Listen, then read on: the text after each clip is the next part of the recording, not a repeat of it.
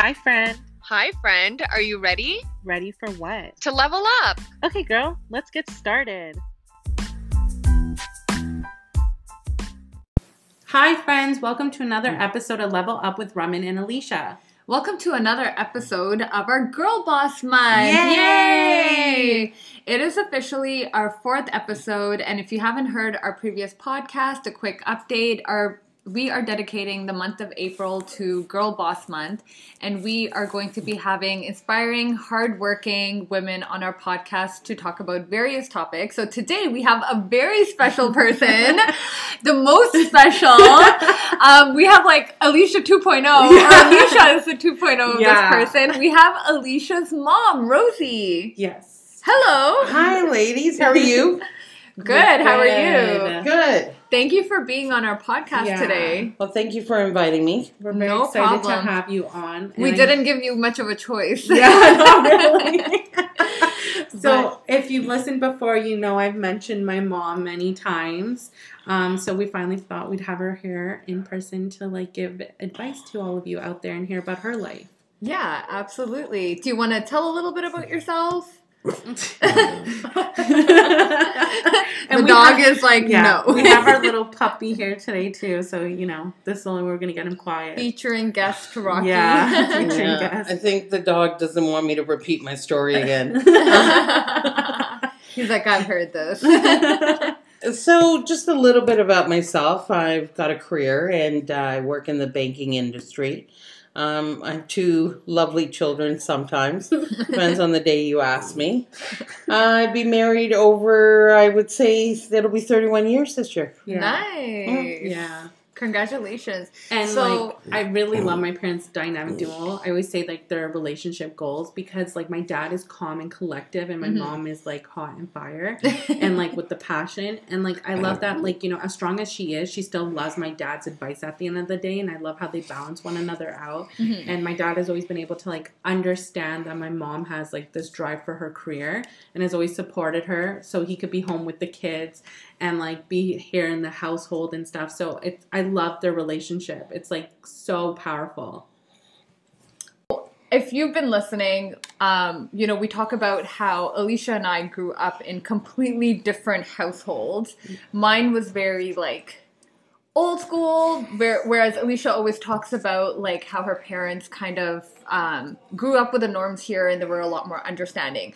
So we hear it from Alysha all the time, but you know, we want to hear from you like kind of how you grew up and you took that approach, and you know, we know that you're really free with Alysha and you kind of have this very open relationship. Like Alysha's mentioned this in the past before, while all her friends were like lying to their parents and, you know, having to, you know, kind of like hide, like or they couldn't really be open with their parents, versus Alysha, she's always been very open with you and like able to talk about everything. Hold on. Yeah, so it is different. I do see that. I've seen it through Alysha's friends, that how they've lied and they're over or they're drinking and their parents have no idea. You know, I was raised in that same household where I wasn't allowed to be myself. Tell my parents, oh, I like this guy, I'm going to go date him. Or, you know what, I do want a rum and Coke. Yeah. When my dad's having a rum and Coke, or have, you know, a drink of that beer. And they were, girls don't do that. Yeah. That was their whole mentality always. It's like, no, girls don't do that. And I didn't want to raise my kids that way. Yeah. And I'm kind of glad I didn't raise them that way, because I'd rather have them come over, have a drink under our roof. We knew what they were drinking. If they were getting drunk, we can help and control the situation. Their friends were getting drunk, we could help control the situation. And or join the situation. We've done that. Yeah. We've done that. Yeah. But, you know, responsibly at the same time, knowing that I got to make sure this person's sober enough to get home. Yeah. You know, being responsible at the same time. But, you know, but I do believe, I think that's one of the biggest mistake parents do. They raise their kids the way they were raised, which, you know, sometimes you have to step back and look at, was it right? Was mom and dad right? I don't think my mom and dad were right. Yeah. They didn't have it right. If they had it right, I wouldn't have lied Wednesdays and Friday nights to go out. I told them I was a candy striper at the hospital. Meanwhile, I was at the RPM partying it on until 2 to 3 o'clock at night. Oh my God. But that's what I had to do, and I didn't want to have to worry about Alysha. Alysha was going to go out clubbing with her friends. Well, we knew that Alysha is going to come home at such and such time. And, we didn't want that surprise call by the cops that, something's happened. Yeah. So, I think that's where the difference is. With me raising my kids, it was the opposite of how my parents raised us. Do you think it would have been different if you came to Canada at an older age? Like, say you came in your late 20s or 30s and did not go to school here or experience the culture here. Do you think you would have raised Alysha differently then? No, because I don't think you're right. It does have a lot to do with culture. But, it has to do with yourself as an individual. It's like, when I have conversations with people, we all have done what you guys do. Yeah. Okay. Yeah. So they let's just don't tell us about it. They don't. So, at the end of the day, as a parent, you have to ask yourself, do you want your kids to come back and lie to you? Yeah. Or do you want the honest truth? Because you want that relationship that if, they've got a substance abuse, they're comfortable coming to you for help. Or if they're gambling, they'll come to you for help before they dig themselves into a bigger hole. So even as South Asians that are living outside of North America, it would still apply to them too, because you have to ask yourself, do you want your kids to be more open and you being responsive, or are you just going to be reactive to anything that happens in their lives? And then it's too late sometimes. Yeah. Right? It's too late. Absolutely. And then you kind of end up like raising your kids the same way, and then they want to raise their kids the same way. And it's kind of like a cycle of, endless kind of traditions that need to fade away, right? Yeah. It is because whether I live in India, I'm a young girl, I'm attracted to a guy and I'm dating him, I'm going to sneak out, whether it's in New Delhi or whether it's in Brampton. That's true. Yeah, it is true. So it doesn't really matter if I'm going to go to a party and they're giving me drinks in Mumbai or they're giving them to me in Toronto. And that's what it is. Like, I think people don't, or like our parents, like, that are here think, oh, like, if you were in India, you wouldn't be doing this. I feel like, my parents might have that preconception that like, oh, you are this way because you grew up here, and they're like accepting of that because they're like, yeah, you know what, like this is how kids here are. Yeah. But I feel like in the back of their head, they're like, but if you grew up in India, like you would not be like this. Like you wouldn't drink, you wouldn't party, you'd be like this like, hello kind of person. Yeah. But no, that's not true. Girls in India, like nowadays, do all that too. The only difference is that like their parents don't know about it. Exactly. Right? Or they do. Some do. Like look at that show that came out on Netflix about Bollywood wives or whatever.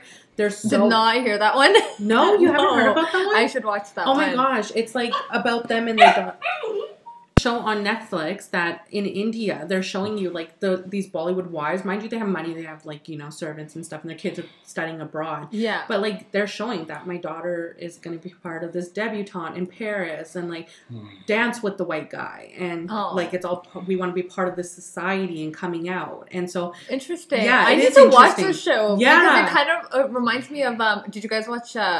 Indian Matchmaker. Yes. And it was like, although nobody got matched. Yeah. But it was all about like, because some of the couples were in India, and it was just like, their parents were just like, my son needs a daughter that needs to be at home and knows how to cook, clean, take care of her husband, blah, blah, blah, blah. And we were like, what? Some of the girls were like, what? Or when the mother-in-law was telling, my daughter-in-law is going to get pregnant at the time I tell her to. Yeah. Like, there was that one. Yeah. Like, Audrey's mom. Yeah. There was that one. Okay. She was crazy. Or then you have shows like Mindy, who's out there. Mindy Kaling. Love Mindy Kaling. Yeah. And she's out there making shows to show you what it is like to be in North America as as someone who had a mom that was raised in India, and then like how her daughter's reacting to that, well, whether it's blessing her textbooks to like wanting to go out and date the white boy, and like what her mom's reaction to that is, and like she thinks her daughter's out of control and she's lost control of her daughter, but really she hasn't. It's just that her daughter's adapting to society. Well, she's a teen, right? It's just what's going to run. Like I said before, it doesn't matter where you are, what your background is.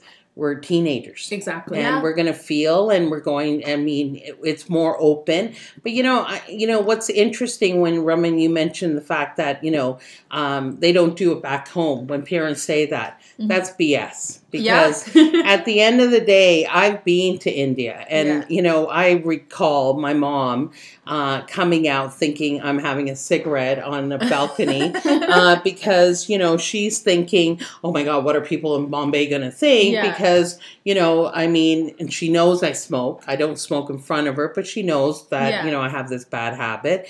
And I looked at her and she's, don't you smoke here? And I looked at her and go, you want to look down? There's a restaurant below. Look at all those brown women down there, the girls smoking. Yeah. And doing shisha, drinking and having a cocktail. Yeah. So, no. India, it's, and I've heard this from my friends that are Italian or whether they're Asian.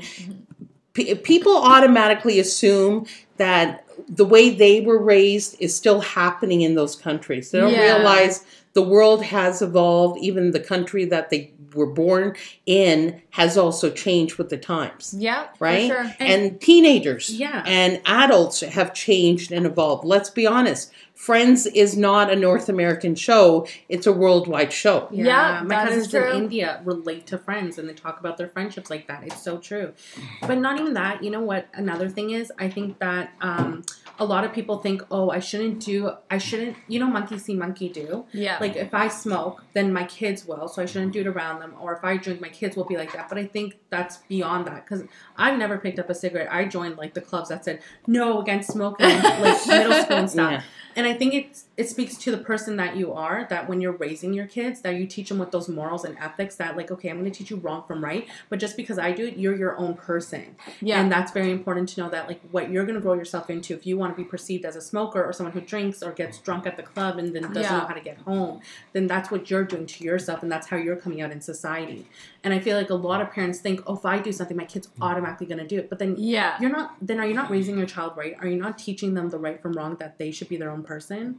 But adding on to that, the fact that most kids, like with their first generation parents, like who don't understand and who can't be open, those parents don't even get an opportunity to make sure their kids, okay, like, I think we talked kind of something about this before, that like parents just think like, oh, their kids are perfect. Yeah. Like, there's going to be, it's like, oh, so-and-so's kid does this. My kid's not going to do that, right? Yeah. But they don't understand, like, for example, let's use smoking as an example. Like, oh, so-and-so kids smoke. My kid's not going to smoke. My kid's not a smoker. But it's like, little do you know, your kid could be a smoker, but they just don't have that relationship with you where to tell you. So you just don't know. So it's like, they just think that, like, so I feel like, because their kids can't come to them and talk about that, it's hard for them to be those good parents who are going to teach their kids from right and wrong. Because in order to teach them right and wrong, you need to also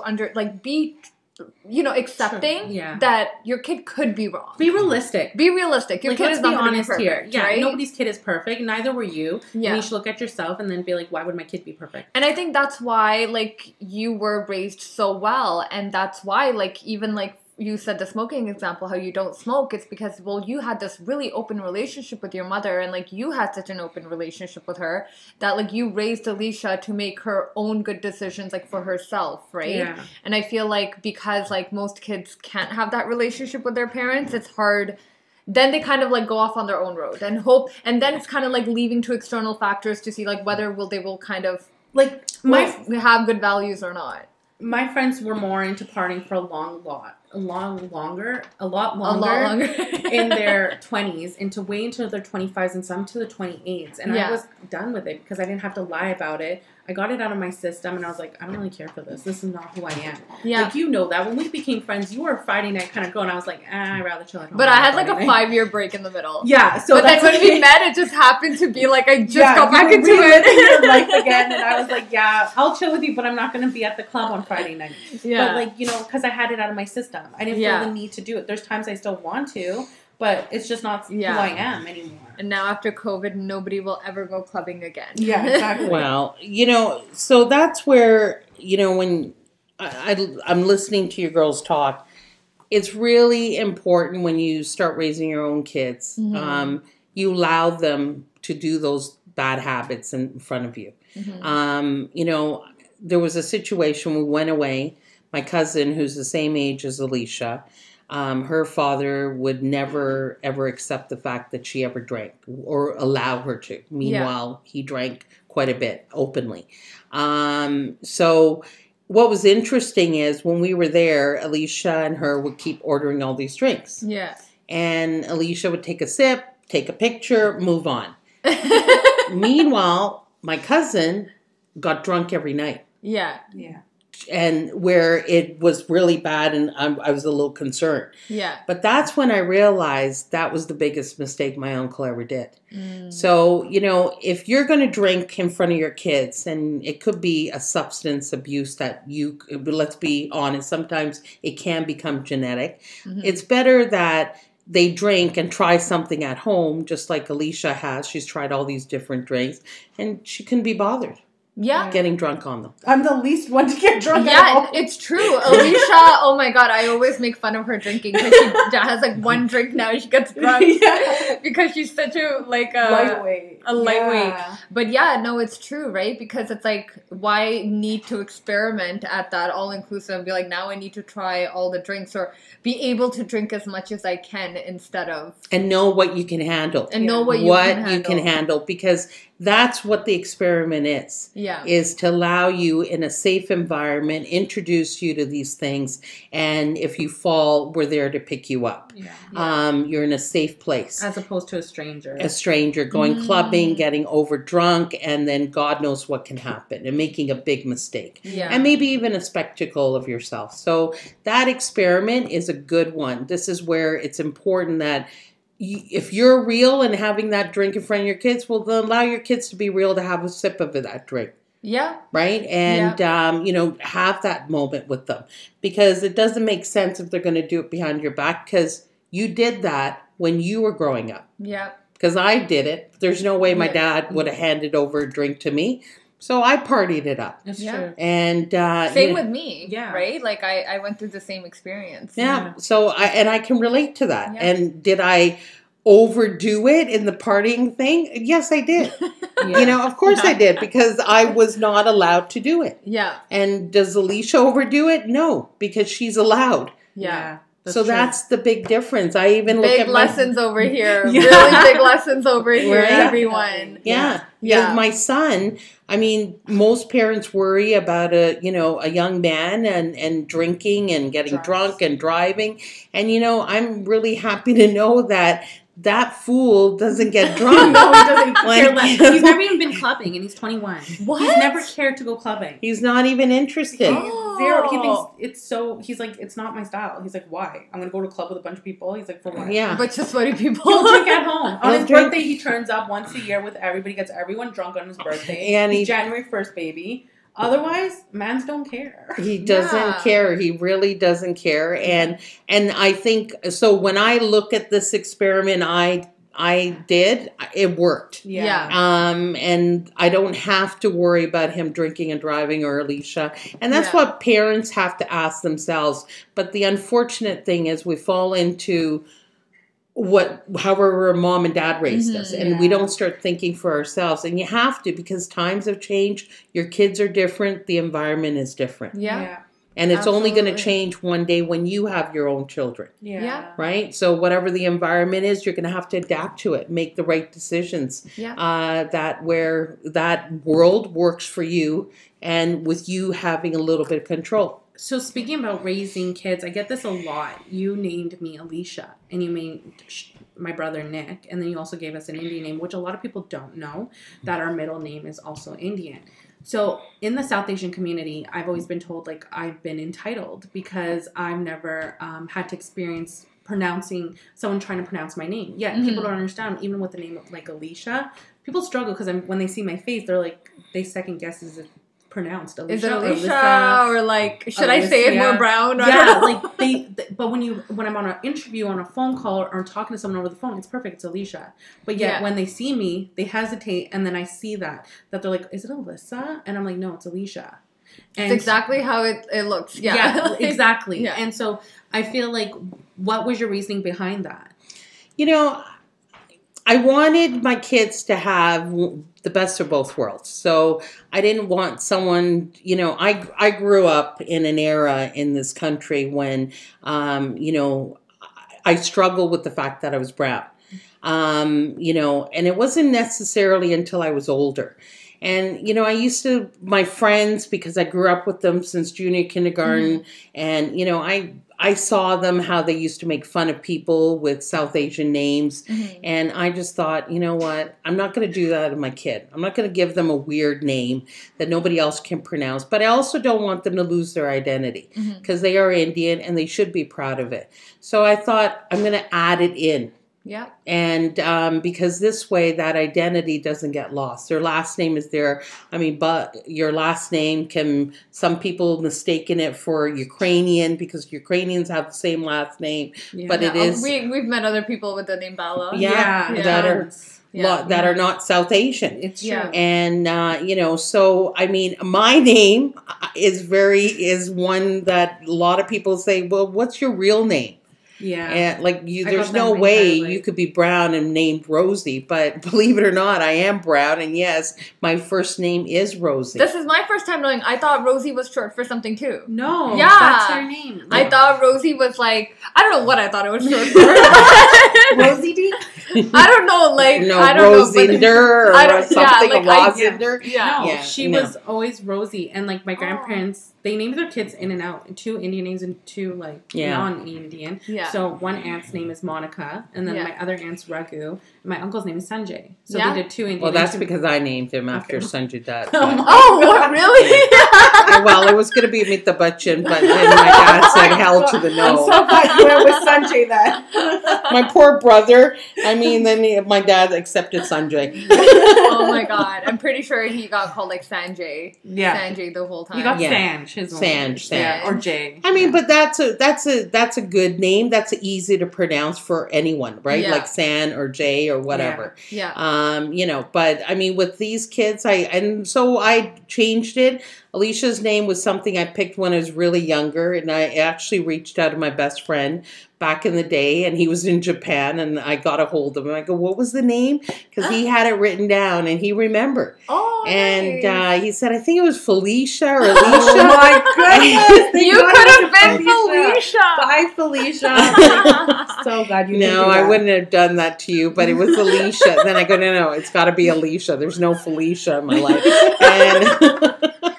and there never will be. Yeah. No. Yeah. And my son was Nicholas because he was supposed to be our Christmas baby, but he became our New Year's baby. And then, of course, the other 2 names that they have, the South Asian names they have, is based on religious names. Mm-hmm. So, you know, they have a blessing of 2 great names. Yeah. And it was our choice of I remember when I found out your, like, middle name for the first time, and I was like, what? Yeah. Like, it's so Indian. Yeah.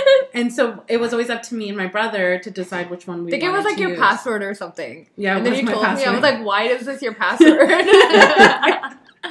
Yeah. But yeah, no, I do think it's like a good best of the both worlds. It gives you your like Alysha, I feel like is your identity. It makes you who you are. Yeah. And then your middle name is my personal life. Like it's my personal. family, my in-laws refer to me by that name as well. Yeah. Like my grandma still does. My mom still does, especially when she's pissed. She'll use that name sometimes. She's so full name calling. Yeah. So I still like it's best of both worlds for sure. I agree. Yeah. Yeah. That's honestly amazing that you kind of like thought about how you want your kids to be raised, and you really did kind of achieve that, right? Yeah, like how society will perceive you and how they'll carry themselves throughout society too, right? Yeah, and I'm sure, like, now this has, like, okay, so I always say, like, Alysha is a 2.0 of you. Yeah.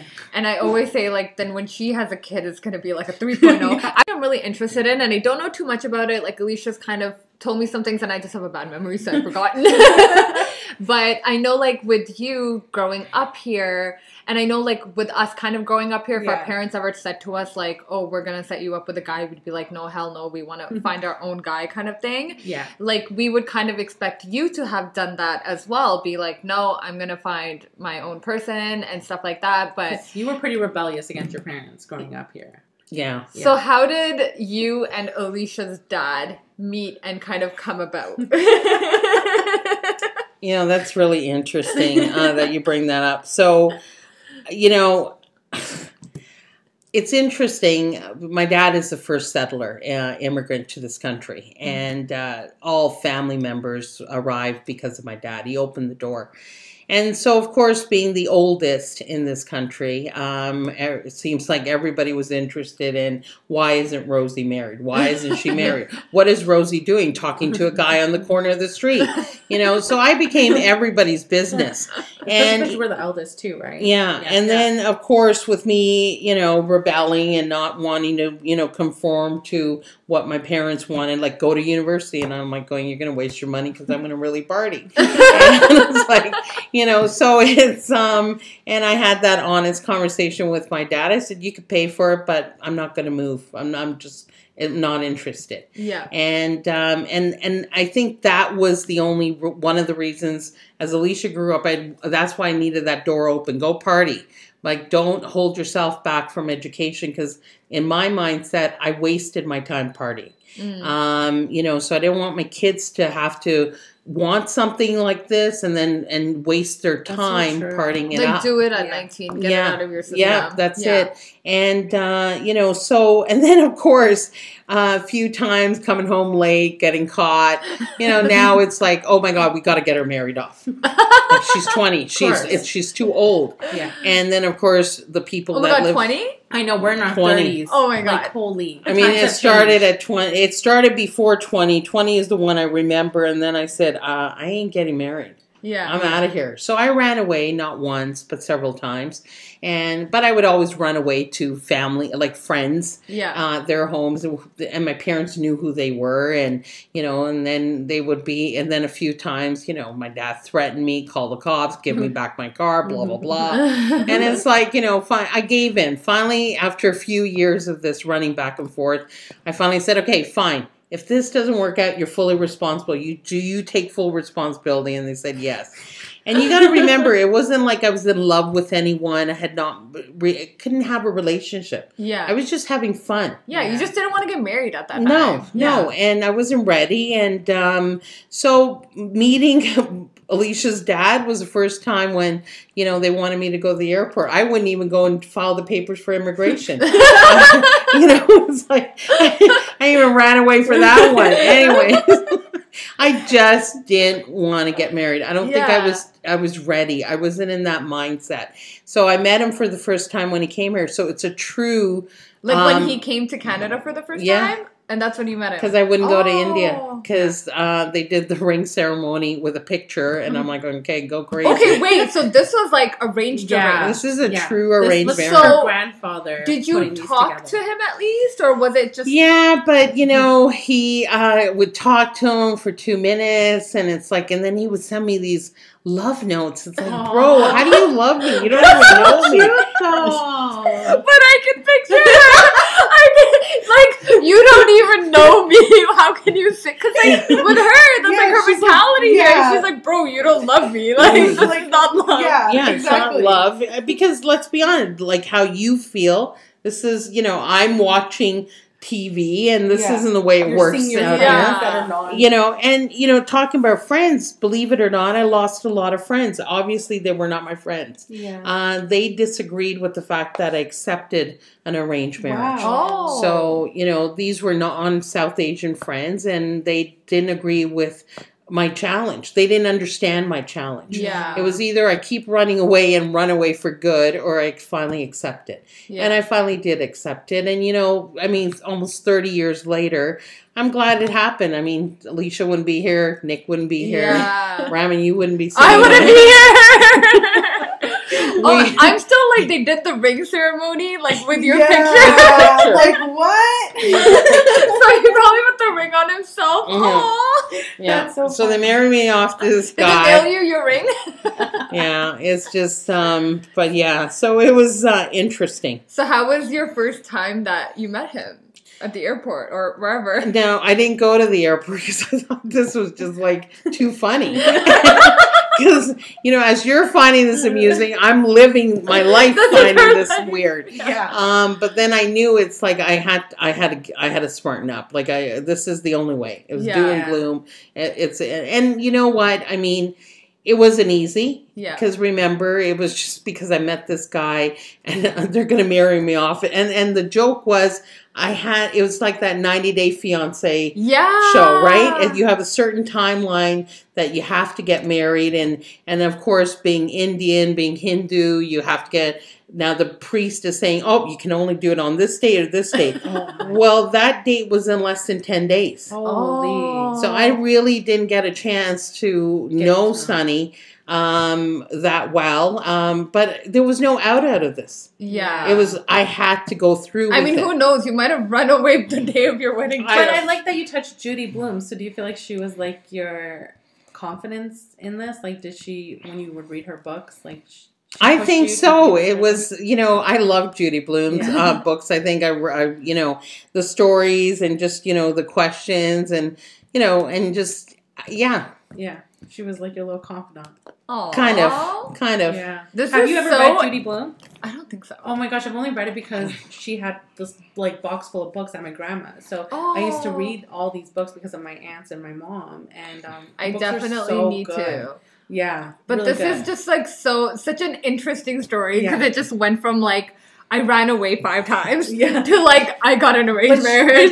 you were strong enough and confident enough to like say I'm gonna own this and I'm gonna do So it. what about your siblings? Like you're the oldest. Yeah. So how did they feel? Were they like, okay, Rosie, go get married now? Like No, because they're younger than myself. And strange enough, if you look at the clan, the one is not married and one has picked her own persons to marry. Mm-hmm. And my brother was the final one that had an arranged marriage. Yeah. And it wasn't really an arranged marriage. It was an introduction. They got to know each other. Yeah. And it was all done with them meeting each other. Yeah. You know, so it was a good place to be in most recently. And knock on wood, I think they're both great. You know, so it was a perfect uniting them both. Yeah. So sometimes, like, I mean, arranged marriages are just like, you know, those dates that people put you on. Yeah, and like blind dating. You know what? I've always said, like, before I found Amit too, and I was talking to a lot of my friends that were struggling to find someone, especially when you're now in your 30s, you're like, oh, normal society is we need to get married before 30. But I always said, like, to my friends who were like, oh, my parents want to find me a guy, I was like, but wouldn't you trust your parents more than yourself because your parents know what's best for you and they would know who to choose for you? And like, it's not like they're doing arranged marriage like they were like the engagement with a photo. Yeah, exactly. I just love that. I like cannot get over this right now. Like I hope I'll there's show you the picture. It's real. Not even making it up. Yeah. And like, you know, I just, oh my God, I lost my train of thought because all I pictured was the picture. Yeah. And it's just like, but you know, it's kind of like that introduction. You're right. Like nowadays, I feel like people are introducing through, and I don't think it's so intimidating or wrong because I made stupid decisions as a kid or when I was growing up as a teenager. So then I would feel like my parents would choose the best thing for me because they're not going to set me up to fail in a relationship. They're going to be like, well, we think this person would be good for you. So at the end of the day, is it really such a bad thing to be arranged or be introduced to someone by your parents? It's not arranged anymore because I feel like although like parents are willing to like help, but I feel like also they're not going to be like, you have to marry this person. Yeah, you get a choice like 2021. now. It's like here's a person, like if you talk to them, you like them, okay, go for it. If not, then moving on. We'll Yeah. send you another guy, Yeah. right? They have more connections than like, you know, Tinder does these days. It's true. It is, and sometimes, you know, and there's no harm in meeting people through a group of people. Yeah. You know, I mean, my family knew Sonny. My grandfather knew Sonny. So our family back home knew who his family was, and because they lived lived so near by, and you know, my husband was not my mom's first choice. Yeah. So it was my grandfather's first choice, and then of course my mom had to double check with the priest, which one do you think? And believe it or not, the priest pulled out his card without even looking at the picture and said, "This is the right match." Nice. Because their personalities would balance each other, and that's what I've always loved hearing. Yeah. So, but with your dad coming here from India, and then you growing up here, like, how was there an adjustment? Was it like, okay, it instant connection, it worked, or because I could picture you being like, I'm not doing this. like, I'm going to the club. And he's like, what club? You know, it was a huge adjustment. It was, I'm sure for him, he left his family and his friends and what he was comfortable with in his world. For me, it's like, I can't believe I just married some guy I don't really even know. It's not really what I imagined for myself, but then I really didn't imagine somebody in my life or planning for a wedding. I think it was too soon in my life. You know, we both fell into it. Did we struggle? Sure we did. I think every relationship needs time to build on and, you know, to figure each other out. Do we make each other stronger? Yes. Yeah. I think that's important too. But that's whether you're in love with someone or if it's an arranged marriage. And you can balance it out. That was amazing. That was well said. And I love that about them. You know what I mean? That's like what I had aspired to be. And I feel like we do that too, being born and raised here, that like I dated Amit for some odd years to then feel like I had a build to get to know him, to be like, okay, is this the person I want to marry or not? And then you do. And like I always tell everyone, the first year of marriage really is like trial and error for you. Like I feel like people will fight the most in their first year because you're adjusting to a new household, new person in your life. You're figuring out like your finances, you're figuring out who's going to cook, who's cleaning, like you're figuring out all these things too, right? But then you just jump into it as an arranged marriage and you're like, can I do at this like whole 20? Thing? Yeah. And now it's like, and then it's, can it's I be with open somebody, about my feelings? and it's like, did you have to show him the culture here in Canada? Like, you know? I had to, because the culture go to is... Niagara Falls. It's like the number one place you go to right so, away. like, my dad started smoking because of my mom and her friends. Not my fault, he's a follower. Anyways, you know, so, I mean, at the end of the day, you do introduce the culture, but that person, he's never lost himself into it. Yeah. He's still who he is. You know, and I'm still who I am. And I wouldn't, if somebody tried to change me, I don't think this would have worked. I don't want to lose my identity. You know, I like me, and I always say that to a lot of people. You have to like yourself. And if you like the qualities, your bad qualities, somebody should help you change. Right? But if a lot of my other things are good, keep it up. Right? Yeah, like you've always told me, don't take my bad qualities, take my good qualities. I do believe in that. Like, just because I never ate fish, I wanted to make sure Alysha never knew that. So she would never say ew to new foods. My dad was very adventurous. He's a foodie. Like, he is. So when I was younger, my mom would never say ew to something because she didn't like it. And that's why I'm so open to like sushi, fish, and I ate it all at a younger age as I was growing That's really up. good. Yeah, and I love that. It's like awareness in front of your kids, like being super aware. You don't want your kids to pick up your bad habits. You know, if anything, you want them to create good habits. And sometimes we might learn from our kids. I mean, she would tell me how great sushi was. Finally, I tried it. And I loved it. Nice. You know, so sometimes, you know, you have to be open. It's got to work both ways. It's not all about me as the parent dominating. There's a level that you will do that for. I mean, but at the same time, you have to let the other person be themselves. And it's important for your kids to have a personality. They're not going to be, Alysha's not going to be me 100%. Right? Or like her dad. nor is my son. So, but I want them to still be better people. I want them to be far more successful in their lives than I am. Yeah. If they can.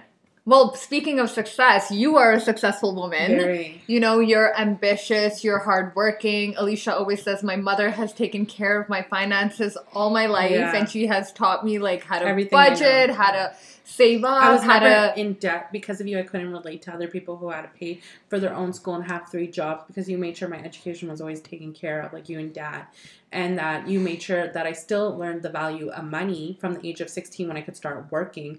Then my mom would be like, okay, you're going to pay for your textbooks, but I'm not going to make sure you have to, like, be in debt in your life. Yeah. Which also backfired Mom when I had to get a mortgage. But, you know, so, like, right? Because then I was like, I don't have enough debt for them to approve my mortgage. And I'm like, this is great. So, yeah. But yeah, you're very successful, you know, you're a very strong, independent woman. And I admire that about you. Like, you've really taken your life and you took charge of it to make it what it is today. And I always say this, you know, Drake's song, you know, Start From the Bottom. I saw my parents start from the bottom together, literally. They took nothing from my grandparents or anyone else, and they built what they are today. And I think that's huge, you know, especially for an arranged marriage, you know. You were kind of set up to fail and you didn't. You guys took it the other way and you survived it. Yeah. You successed it. You know, I think the reason, you know, I teach the budgeting, understanding, working for a living, even when you're in school, it's something that I was never taught that. Mm-hmm. I was married. And, you know, and I go to my dad, well, who's going to pay for my phone? Yeah. You are. I go, but I don't really have a real income. Yeah. And, you know, that wasn't fair. Yeah. That was really not fair to put me in a position like that and not teach me how to get there. Because in my world, my parents took care of everything. And then all of a sudden wanted me to pay for gas and, and you know, and buy this guy something that they married me to. Because let's be honest, he's new in the country, so he doesn't have a job. Yeah. And, you know, so that was one of our challenges in the beginning about money. Money was an issue. Mm-hmm. And, you know, I always had my parents to fall back on, but then I had a husband who was just as proud as my mom was. Mm-hmm. So he wanted to do it. But he wanted nobody's help. Yeah. And so that just meant that, you know, I couldn't take out any handouts and we would have to struggle. We'll start with almost nothing and build ourselves up. So, yeah, today I look around and, you know, I smile and we did it. You're right. Yeah. We did do it. We raised 2 kids and, you know, I'm glad that they're not financially in trouble. You know, it's important to know because you always have to plan for the worst because the worst happened to me. Mm-hmm. And it wasn't the marriage. It was, I had to grow up in 24 hours. I had to accept the fact that I just got married. I don't even know this person really. And now I'm responsible. Yeah. Yeah. And, you know, so that's a tough challenge. And I don't think that's fair when parents take on, oh, but don't worry, I'll take care of you. And then stop. Especially when they're like, don't worry, beta. Okay, so this is what like I've heard when every time I see someone that like 20-year-olds getting married right now, I'm sorry, like this is such a bad thing to say, but my first thought is like, oh, your parents probably paid for your wedding. Absolutely. Because I'm like, how are you 20 and able to afford this like $60,000 wedding? Yeah. You're using your parents' money to like get married, but then you can't even afford a house because and like now your parents, like it's just, there's so much that like kids may not understand and stuff. It's just like get married, but it's like, so every time my parents tell me to get married, my response is always like, no, I need to be financially stable. Exactly. I'm not going to get married and then not be able to pay all the bills and mortgage and this and that. Like,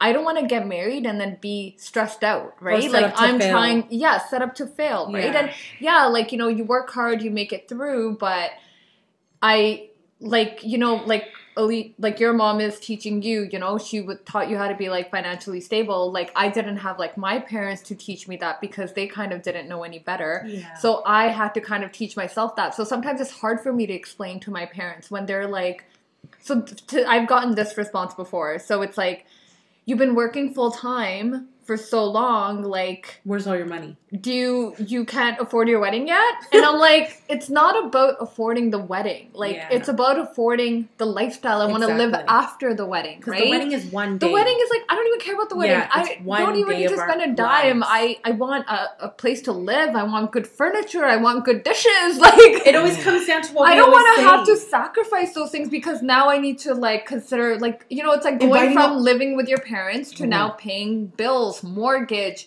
you know, this, that, insurance. Like, I need to take all of that into accountability, and life is not that affordable right now in 2021, right? It's not. And it's hard for me to explain that to them, and they're just like, you know, to them it's like, oh my God, 30?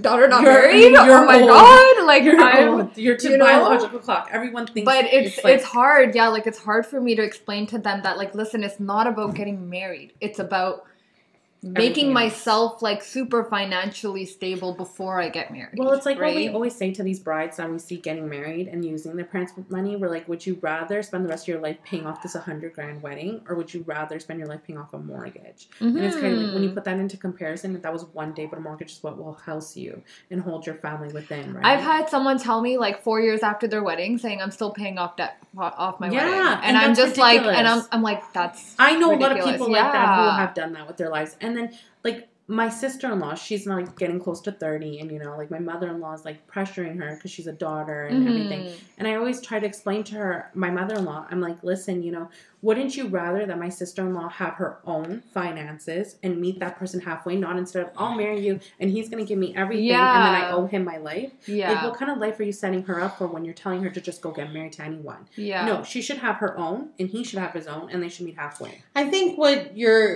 the stability comes in within yourself. If you are strong as an individual, if you're earning an income and you know that this is my fixed expenses and this is where I need to pretend I'm paying a mortgage. I think those people are always successful. It doesn't matter what they're doing in life. If you can create that fixed expense as such as a mortgage and a pretend mortgage, it's a good thing. You don't have to worry about, can I afford this wedding? Because at the end of the day, you're still not going to stop paying yourself rent. And, you know, and I think that's where the mistake comes in. People do not plan. I've known a couple of my friends that have been very successful. I mean, he's a real true planner. He planned a 5-year plan and right from day one lived with family, but was paying himself rent. So he was paying a mortgage payment because he knew one day I'm going to have a mortgage of $650,000. We're going to start paying this every month. Oh, that's and smart. So what that allowed him to do was take that money and put it towards the purchase. You know, so that's how people have to think. So if you can create, you know, that I'm going to end up with a lovely home and I want to have this is how much it's going to cost me to live in it, then that's the expense that you have to create. And especially when you're living at home. Because you're not paying rent somewhere else to be paying rent somewhere and putting parking money into savings. And when you create that, then you can balance it out to saying that, okay, this is all I can spend. And I don't believe in people blowing money on these weddings. I mean, we don't either. We just don't tell people that because we're in the wedding. But Raman and I are huge believers. Like, I wanted to do destination just to cut the cost on it because I didn't believe inviting 150 people that don't know me on a daily basis. And I know you've always said you want a small wedding, intimate. It just doesn't make sense. But Alysha, when she decided to have a destination wedding, you know, we knew that she would we're saving quite a bit of money. You know, so we offered her the opportunity to, wherever she saves, this is the budget, whatever you save, I turn around and give it to you to buy your home. So you decide. And she chose, well, I want the money for my down payment. And that's why there wasn't a huge arrangement of flowers and things like that, which were only going to be there for half an hour. And she chose to take that extra $1,000 and put it in her back pocket to buy her home.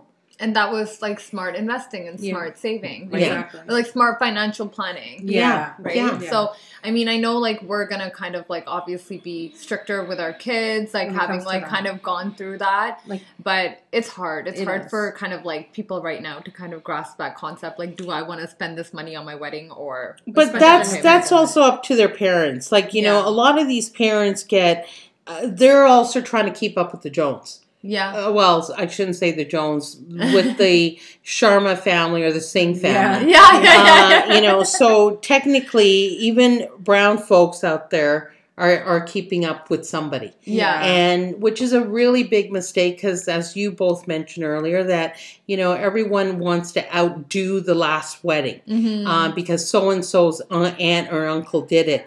But you have to remember something. You can't do that. You have to look at your own finances. I mean, it's really crazy when I've seen people take money out of their RSPs or take another mortgage out on their house. I mean, that makes 0 sense. Yeah. It's a one-day event. It's over. If you're going to borrow money, take out money, instead write a check to your kid, just like we did, and say, here, use this to buy your home. Because right now, I think a lot of people in your generation are going to find it very hard to one day own a home because of just price Absolutely. values. even just our kids. Just like, even getting like pre-approved, Oh, yeah. you know, Yeah. it's struggle. Like people they're not getting pre-approved for much. A lot of like people in our generation like are starting off with smaller homes or condos and stuff like that, which is fine. It's fair, but it's also like you don't want to be in debt, like trying, like you can't even afford that. Exactly. Right? Like then what is the point? Like I've seen people have like humongous ass weddings, but then they can't afford a down payment. Yeah. And I'm like, That doesn't make any sense to me. you used, like, I get, and like, they've straight up told me, like, yeah, my parents paid for my wedding. And I'm like, but you could have taken that But money. you bought that $5,000 lehenga just because it was name brand. Yeah. Just to say I wore it. Yeah. Or, like, just random ass stuff. Yeah. So, yeah. I don't think we need to ask you any questions because I feel like you've given a lot of advice, Mom, to, like, our listeners and followers. Some really good advice. Yeah. So insightfulness. Yeah. So we'll definitely have you back on our podcast. I hope, like, I would love to be I back. hope there are some moms listening, too, Yeah. that, like, young new moms especially. or even like older moms, Yeah. and just like they get this realization that, like, you know what, like, yeah, maybe I should be in a place with my child where they can come to me and be honest with me. Exactly. You may not like what they have to say. Yeah, but at least they won't be lying to you, and you rather your kid come to you than, like what you said, like have a police officer knock on your door and say your kid was like drinking and driving or something like that, Exactly. right? You kind of rather have transparency. Yeah, I agree. Yeah. So thanks so much for being on our episode, and We hope you enjoyed it too. I did. It's lovely. You guys are doing a great job, and I appreciate you inviting me. no Thank you so problem. much. If you enjoyed our podcast, make sure you follow us on Instagram and our YouTube page at Level Up with Raman and Alysha. And as always, if you have any comments, questions, you can email us at ramanandalysha@gmail.com. Continue to listen to our April podcast as we celebrate Girl Boss Month. Yay! Bye, everyone. Bye, friends.